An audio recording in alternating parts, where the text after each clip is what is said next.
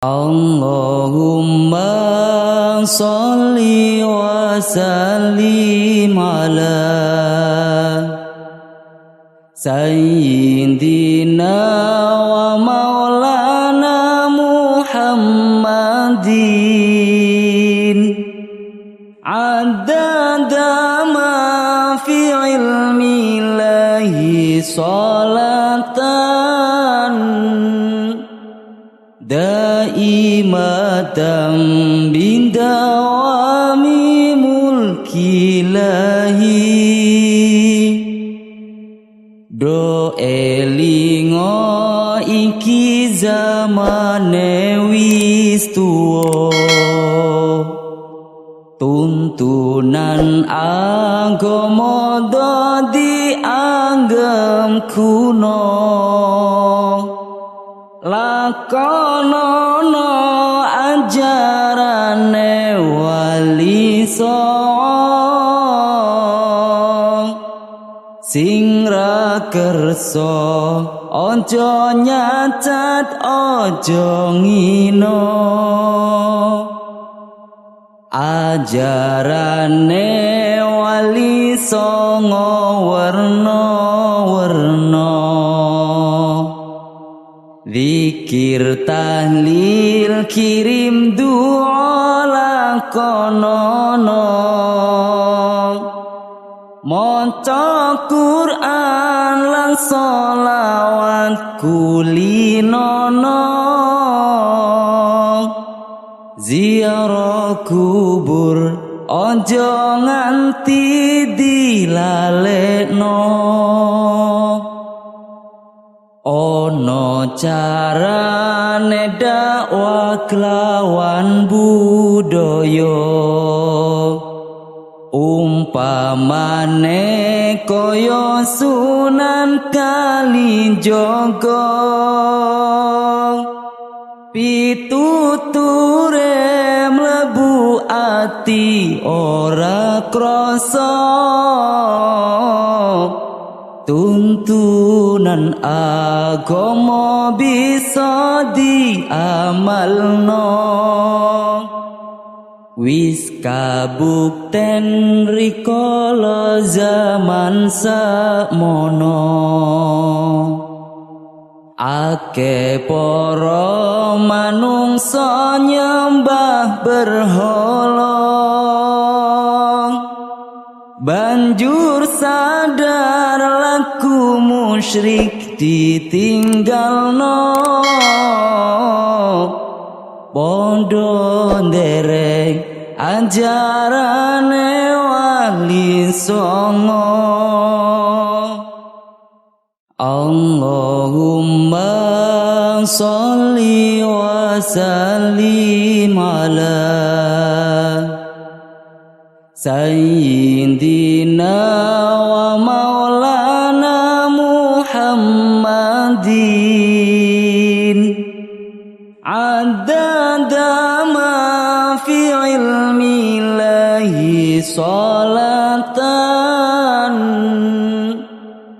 daimatan bidawami mulkilahi. Bismillahirrahmanirrahim. Alhamdulillahirabbil alamin. Alhamdulillahil jalali wal ikram. Wassalatu wassalamu ala afdalir rasul wal akram. Ala sayyidina Muhammadin wa ala alihi wa ashabihi masabihil dhulam. Subhanaka la ilma lana illa ma 'allamtana innaka antal alimul hakim. Rabbi shrah li sadri wa yassir li amri wahlul 'uqdatam min lisani yafqahu qawli. Assalamualaikum warahmatullahi wabarakatuh. Qala radhiyallahu ta'ala anhu wa amma fadilatu majlisid dzikir. Adapun keutamaan majlis dzikir, qala alaihi salatu wassalam, ma jalasa qaumun majlisan yadkuruna Allah ta'ala illa haffat bihim malaikatu wa ghasituhumur rahmah wa dzakarahumullah fi man 'indah. Beliau baginda Nabi Muhammad sallallahu alaihi wasallam menjelaskan, ma jalasa qaumun, tidaklah seseorang itu berkumpul berjamaah di dalam majelis berzikir kepada Allah kecuali mereka mendapatkan kemuliaan, yaitu dikelilingi oleh para malaikatnya Allah. Wa ghasyituhumur rahmah, dan mereka akan diliputi dengan rahmat, dan mereka akan disebut-sebut oleh Allah Subhanahu wa ta'ala di hadapan segenap makhluknya.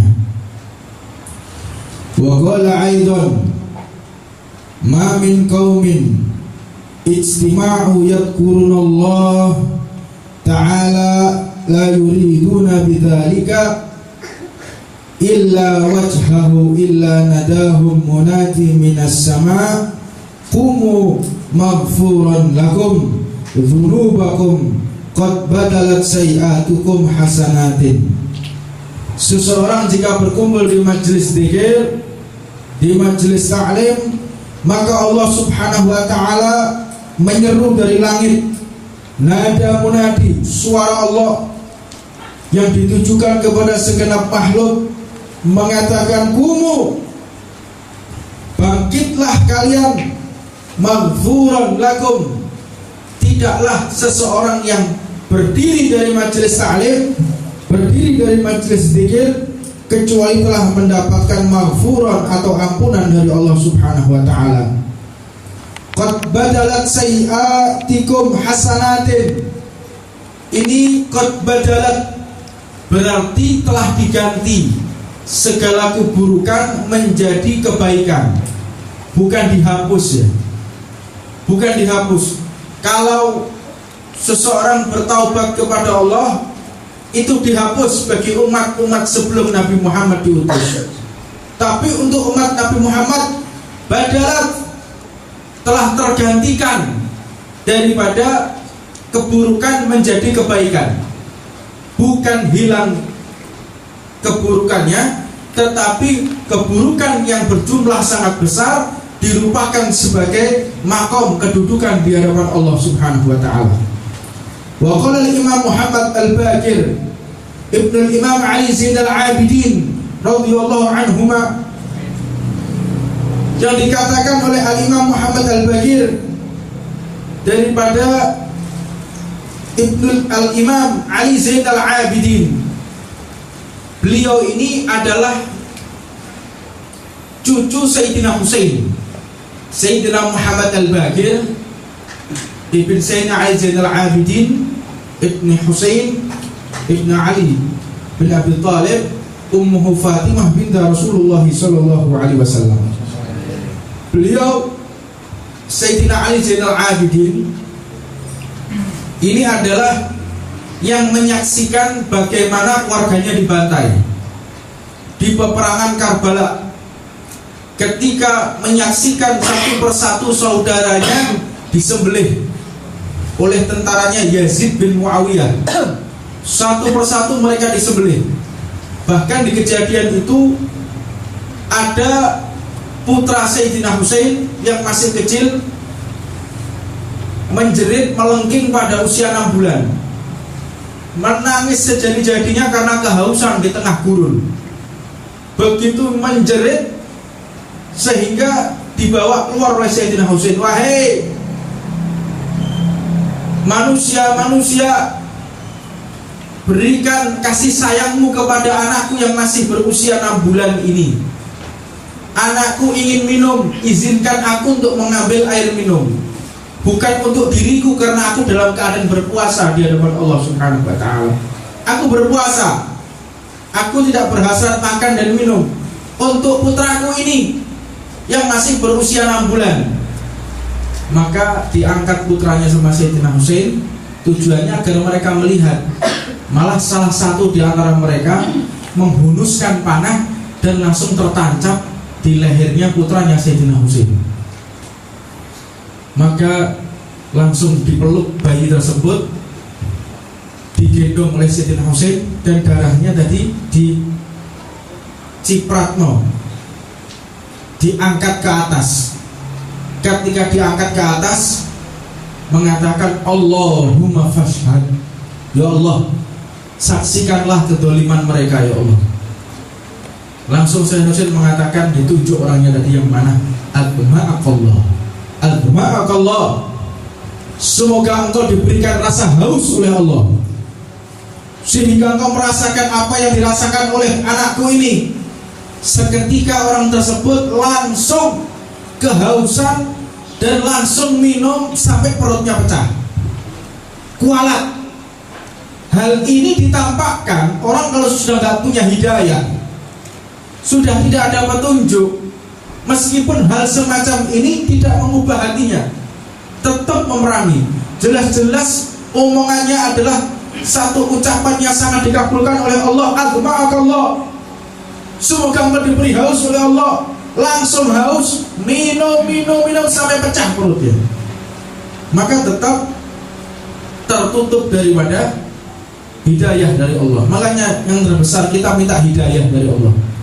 Kita jangan minta rezeki, kita jangan minta panjang umur, kita jangan minta kesehatan, jangan minta hidayah dari Allah. Karena ini yang paling besar, karena ini yang paling utama. Untuk apa panjang umur kalau kita tidak punya hidayah? Untuk apa kita punya banyak rezeki kalau kita tidak punya hidayah? Untuk apa kita punya kesehatan kalau kita tidak punya hidayah? Mintalah hidayah kepada Allah Subhanahu wa ta'ala. Mintalah petunjuk dari Allah Subhanahu wa ta'ala.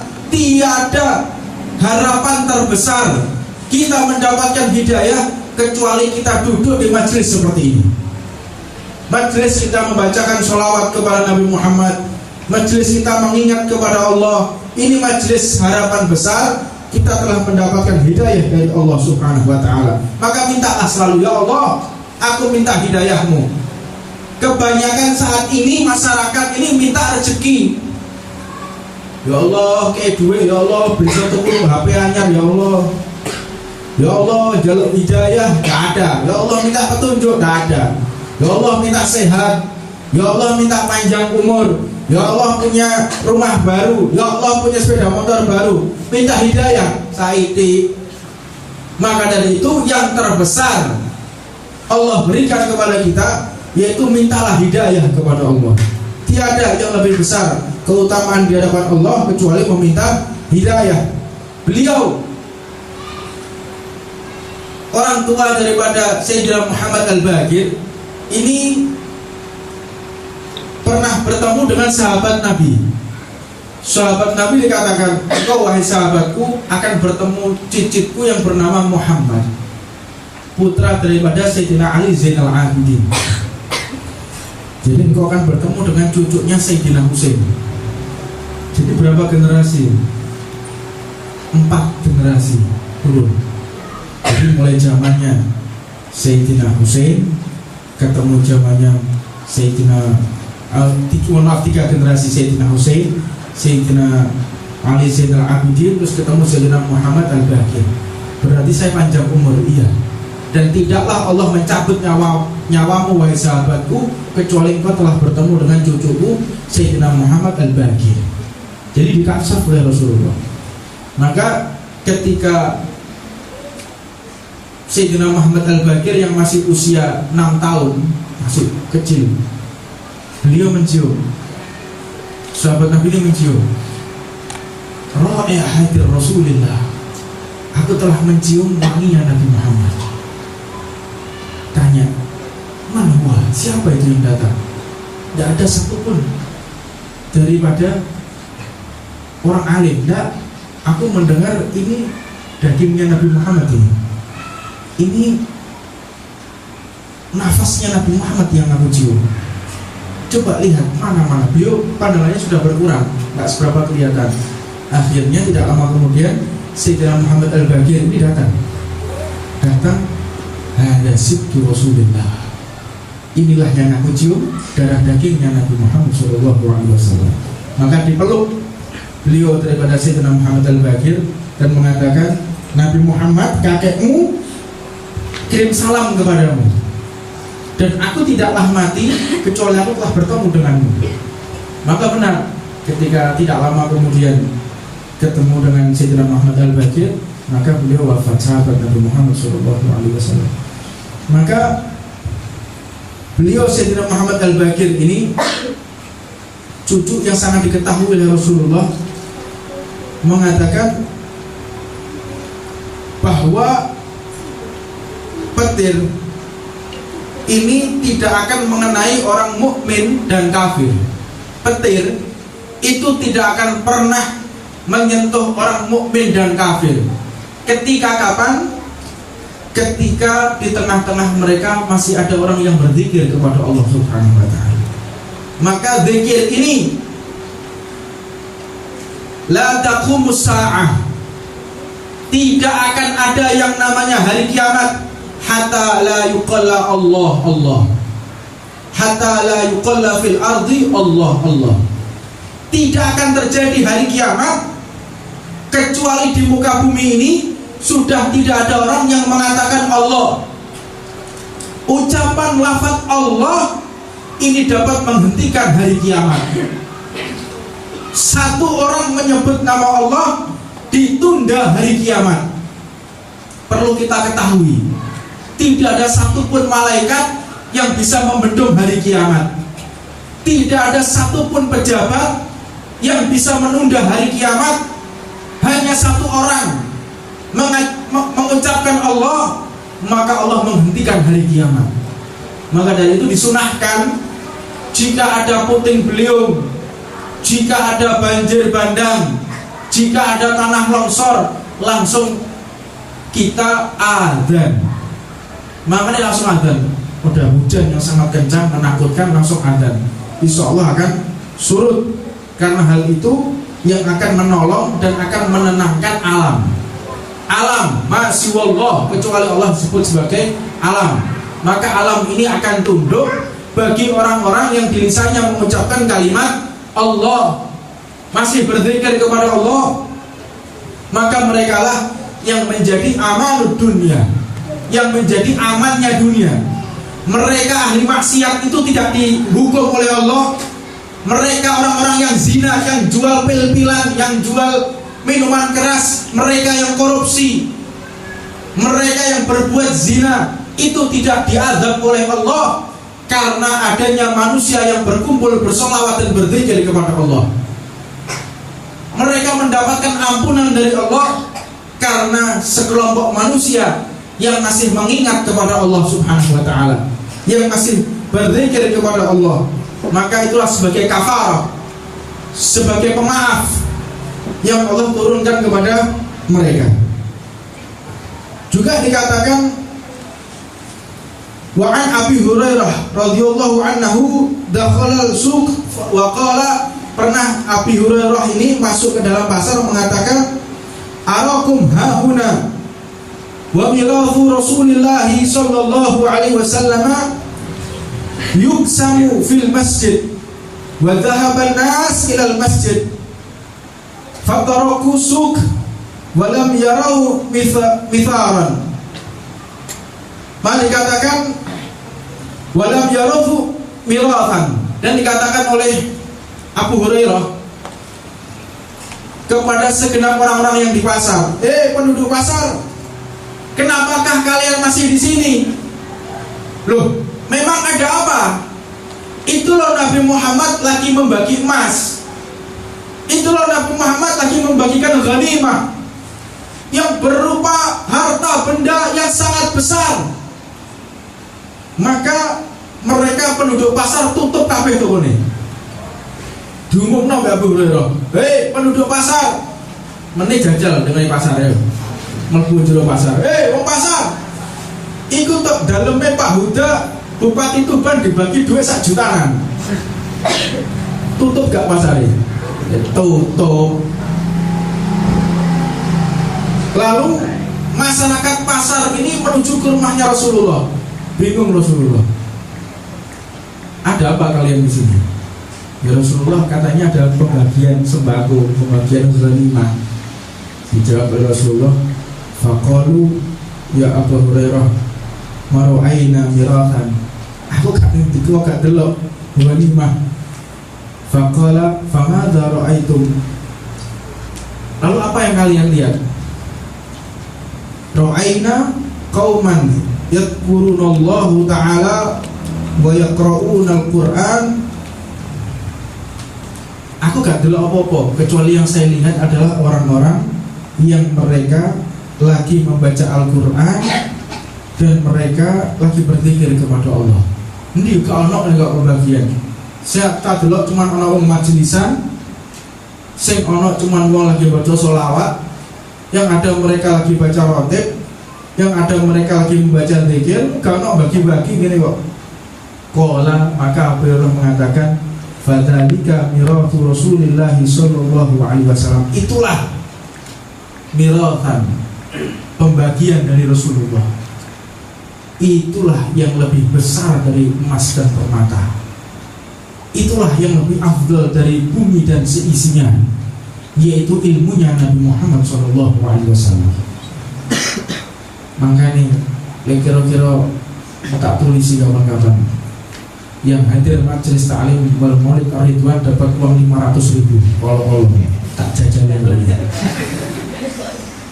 Cek kecali kabeh.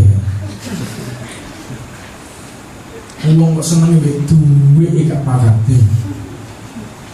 Ningali motore rada ijo kabeh. Maka orang-orang yang mengenal Rasulullah, mereka orang-orang yang benar-benar mengerti apa yang kita lakukan pada malam hari ini. Kita telah kebagian emas dan permata, tapi secara zahirnya kita tidak mendapatkan apa-apa. Maknawiyah, maknanya kita telah mendapatkan sesuatu yang lebih besar daripada dunia dan isinya. Di dalam hadis Abu Dawud radhiyallahu taala anhu, annahu sallallahu alaihi wasallam qala, mengatakan kepada Sayyidina Umar, ala ukhbiruka bi khairi ma yunqizuhul ma. Tak kandani, ada sesuatu ma yunqizuhu al mar'u. Tak kandani, ada sesuatu harta yang disimpan oleh seseorang.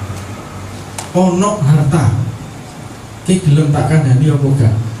Ono harta karun, belum mewah. Tak kayak harta karun belum enggak. Sing dari Nabi Muhammad, belum apa enggak tak kayak harta karun.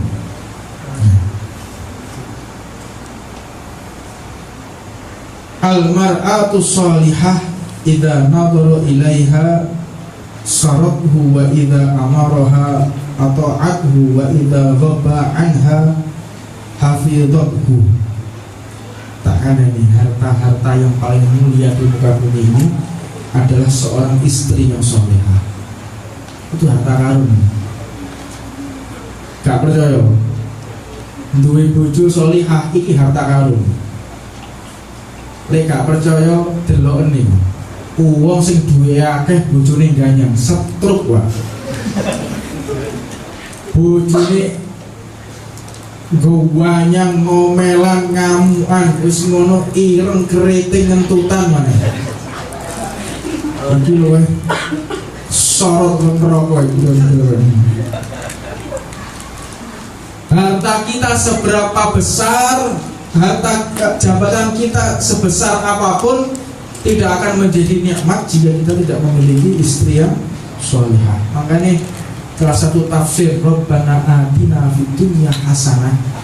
Rabbana atina fid dunya hasanah. Fid dunya hasanah itu dunia surga. Fid dunya hasanah. Apa sih dimaksud? Yaitu mar'atus sholihah, yaitu istri yang sholihah.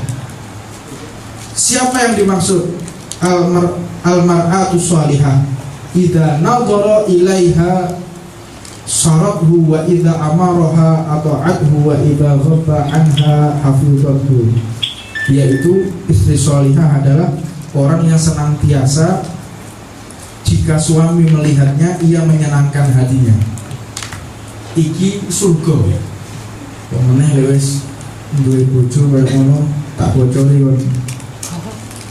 Toko wong-wong sing gak karu-karuan duwe bojo makane milih jo sing ayu. Duwe bojo ayu gak sholihah ya percuma. Lek sing iso ya ayu ya sholihah. Terus pengen ngomong yang menyenangkan hati dan jika memerintahkannya ia akan mentaatinya. Bojo sholihah, bojo sing genah iku lek didelok nyenengno. Apa maksudnya? Istri sholihah didelok iku nyenengno. Lek nang omah ayu, lek nang jowo gak sepiro ayu. Ini adalah istri sholihah. Lah saiki lak kuali ya. Tok jero omah dasteran suwek elek korek maneh. Ini bukan istri sholihah yang semacam itu. Istri sholihah itu lek kondangan biasa-biasa saja. Tapi lek jero omah koyo kondangan. Nah, itulah mar'atus sahabah. Itulah istri-istri para sahabat Nabi. Makanya mau jodoh delok kondangan ini gelang digawe kabeh sampai mangan gak iso nekuk tangannya gak iso gelang mending mas kuningan misi-misi ini. Dan jika memerintahkannya ia akan mentaatinya. Itu adalah mar'atus sholihah. Lek dikongkon lu nggih. Lek dikongkon nggih. Cuk, sampai boleh bojo terus lek dikongkon gak duwe tangan. Gak duwe sikil. Wong sik seger nunjuk ngadeni. Nah. Hati-hati. Iso ngendek nomor sing mudhe-mudhe koyo ngene. Wa idza amaraha atau adhu dikongkon itu taat. Wa idza ghabba anha hafizathu. Jika ia ada di luar rumah, ia akan memelihara kehormatannya. Istri mar'atus sholihah, laki-laki perempuan yang sholihah adalah perempuan yang keluar dari rumah, dia akan menjaga kehormatan suaminya. Jika ada seorang istri menjaga kehormatan suaminya, maka telah terbuka semua pintu surga dan dia bebas mau masuk ke sebelah mana. Cakar ape ke Jannatul Rayyan, Babur Rayyan. Apa Babur Rayyan? Pintunya orang berpuasa. Babu jihad, ada pintu jihad di jalan Allah. Ada babu sedekah, ada bab pintu yang untuk sedekah. Sakarep apa milih nanti. Dan seluruh para malaikat yang menjaga di pintu tersebut mempersilahkan dia masuk. Gampang. Jadi wong wedok mlebu surga itu paling gampang. Dan wong wedok ini ngualati. Ojo wani-wani mbek wong wedok. Misalnya kok ibu-ibu saya ini yang takoki. Wong wedok iki ngualati.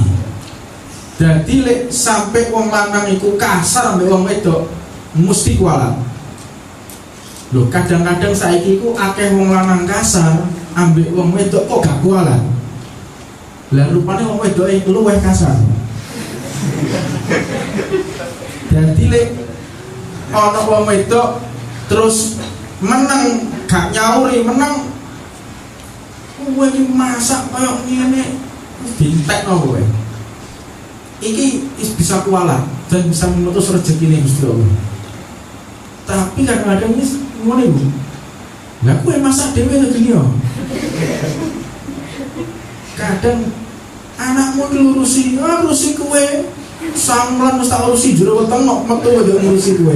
Ya kadang-kadang ada kayak begitu. Aku mani rok notok iki. Makanya bojo tukaran gak sing kualat gara-gara ngono iku. La ilaha illallah.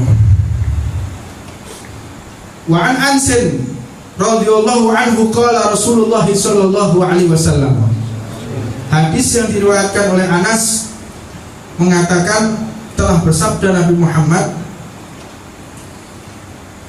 la an aq'uda ma'a qaumin yadhkuruna Allah ta'ala min salatil ghadati hatta tatlu'a asy-syamsu ahabbu ilayya min a'tiku arba'atan min waladi Ismail wala an aq'uda ma'a qaumin yadhkurunallaha ta'ala min as-salatil 'ashri hatta yaghruba syamsu ahabba ilayya min a'tiqa arba'atan. Dikatakan jika ada orang yang duduk sebentar lalu berzikir kepada Allah, maka ini lebih dicintai oleh Allah daripada membebaskan 4 budak. Budak ini regane sekarang 1,5 miliar. Yang ada di Afrika itu masih ada perbudakan. Jadi budak itu kayak barang. Jadi kodok besok dakon 6 miliar. Dan salah satu kesempatan terbesar doa kita dikabulkan oleh Allah, kita punya hajat. Hajat kita pasti dikabulkan itu dengan cara sebelum tulu al-fajar shadiq, sebelum terbitnya matahari kita bangun. Maka jangan ucapkan apapun kecuali berzikir kepada Allah. Setelah itu sholat subuh. Setelah sholat subuh jangan pula kita tidur, berzikir sampai terbitnya matahari. Maka hal ini kata Allah Subhanahu wa ta'ala lebih aku cintai melebihi daripada membebaskan 4 budak dari keturunan Nabi Ismail. Jadi luwih afdol kita membebaskan budak daripada keturunan Nabi Ismail. Maknanya lakoni dah melakon. Kalau kita bisa istiqomah sebelum subuh bangun dan jangan tidur kecuali telah terbitnya matahari, rasakan nanti. Lek sampai gak duwe HP anyar, aja celok jenengmu. Pasti rezeki itu ditambah. Tak jamin, garansi. Tak garansi. 40 dino gak pedot iso nglakoni, gak iso tuku HP anyar, dok-doken omahku tak tukon HP anyar. Tapi ojo khianat ya. Beb, aku 40 dino iki HP-ku durung anyar. Coba sebelum subuh kita bangun. Setelah bangun jangan tidur sampai subuh sampai nanti terbitnya matahari. Dan di dalam sunnahnya ada namanya sholat isyraq. Tahu sholat isyraq itu? Sholat isyraq itu pahalanya seperti haji dan umrah bersama Nabi Muhammad. Sholat isyraq itu 2 rakaat. Waktunya cuma 15 menit. Yaitu setelah terbitnya matahari 15 menit. Karena kalau kita sholat sebelum matahari terbit hukumnya haram. Haram sholat sunnah itu setelah sholat asar, ba'diyatul asar, itu haram. Juga yang termasuk haram pada saat zawalus syams. Apa zawalus syams? Matahari tepat di atas kita sehingga tidak ada bayangan. Itu hukumnya haram. Illa yaumul jum'ah, kecuali hari Jumat. Kalau hari Jumat meskipun zawalus syams tidak menjadikan hukum ini haram. Maka kadang-kadang bingung. Mari sembahyang asar, sembahyangnya Ba'diyatul asar, ini sembahyang ngopo ini?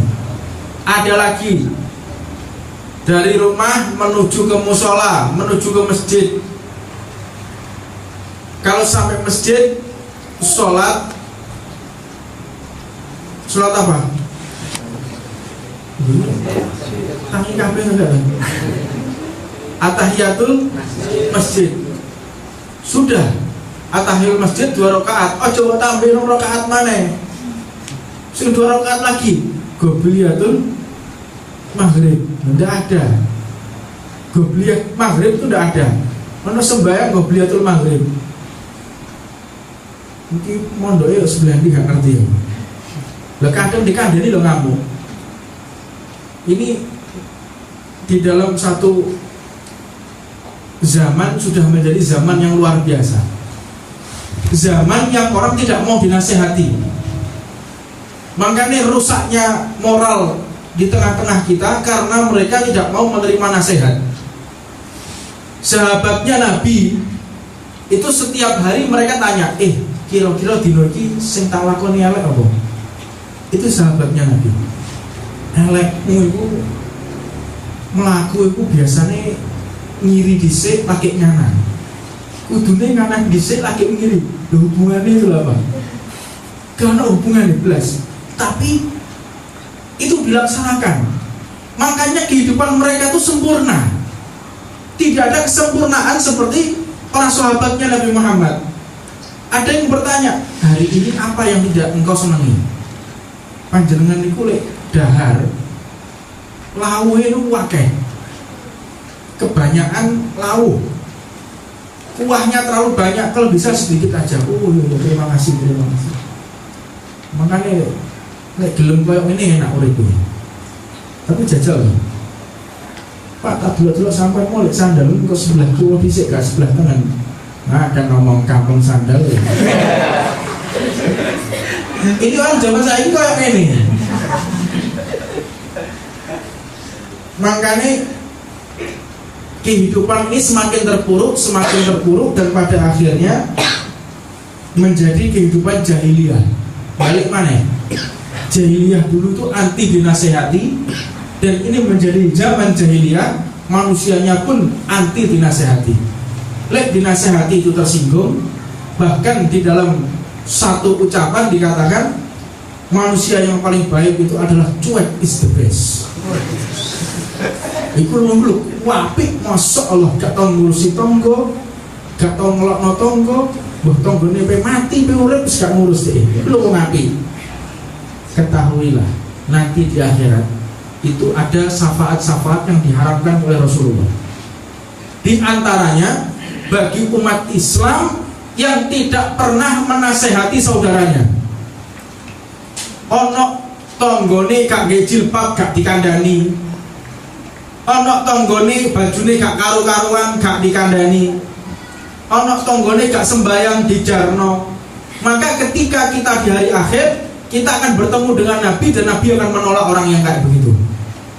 Ya Rasulullah, aku adalah umatmu.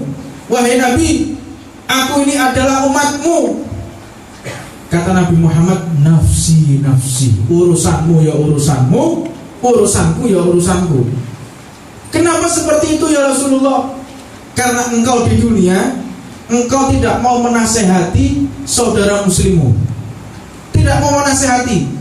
Apa gak jilbaban, apa gak sembahyang, apa gak zakat, gak sedekah, juarno ae. Lah inilah daripada kerusakan moral, karena kehidupan kita sudah jauh dari kehidupan Nabi Muhammad SAW. Makanya perlu kita identifikasi. Kenapa umat ini semakin terpuruk? Karena mereka telah jauh dari peradaban Nabi Muhammad, akhlak-akhlak Nabi Muhammad. Gunakan hidup kita itu untuk menasehati orang. Tapi jajal loh, gak wong nasehati. Baik mati lah kamu sebelum ngubur. Sampai kayak begitu. Ojo rakan nasehati wong. Engkau tambah mati dalam sebelum ngubur. Ini baru kemarin saya dengar. Saya kebacu dari zaman. La ilaha illallah. Maka dari itu tidak bisa kita menasehati orang, ajaklah orang ke majelis. Gimana caranya kita mengajak orang di majelis? Karena ini adalah wasiat Nabi. Makanya bicaranya orang ke majelis itu panggungnya digawe api, rebana semangat latihan terus. Bagaimana sampai gawe doorpress sange nemen. Lho pengajian kok nggih doorpress agak kebuacut pol wis. Aku sampai bingung mau piye cara ngajak wong-wong. Lah mudah-mudahan memang kudu nggih doorpress setiap majelis ribuan kita buat doorpress kok Ji. Ya. Masjid bagian pendanaan. Ya ini yang bisa saya sampaikan, mudah-mudahan ada manfaatnya, dipanjangkan umur kita dan Allah Subhanahu wa taala memuliakan kita di dunia sampai akhirat, dan buahnya nanti kita bisa bertemu dengan junjungan kita Nabi Muhammad sallallahu alaihi wasallam.